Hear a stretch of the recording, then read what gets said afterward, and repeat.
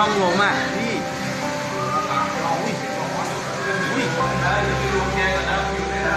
เฮ้ยกุญแจอยู่นี่พี่กุญแจอยู่นี่ดูแรงมากใครอยู่ฝั่งนี้ได้ตายเลยนะ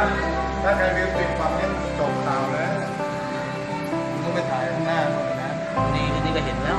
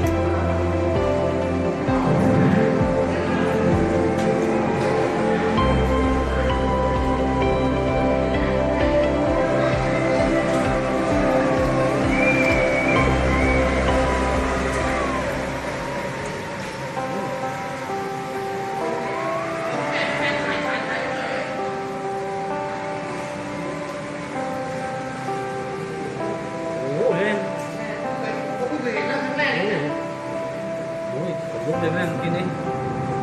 ไปในห้องน้ำอ่ะรีบเข้ากระเป๋าทิ้งอยู่งั้นอ่ะใช่ไหมโอ้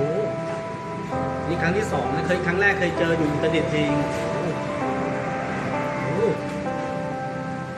เป็นช่องลมพอดีนะพายุลงเชียงรายครับผม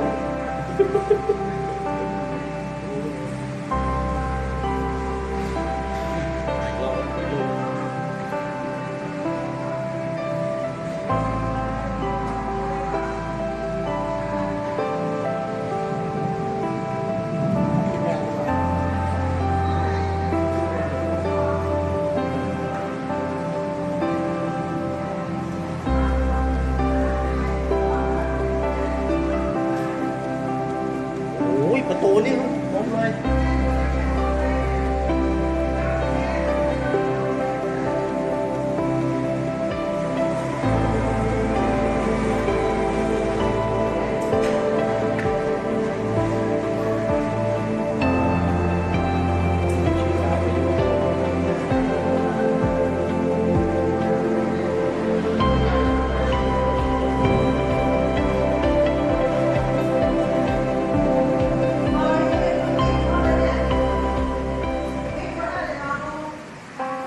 ประตูโดนถล่มประตูล้มเลย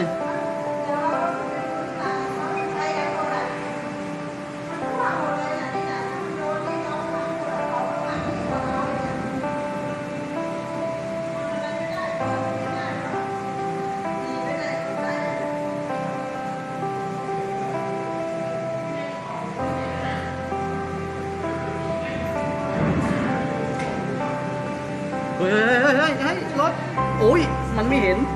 เหยียบประตูไปเลย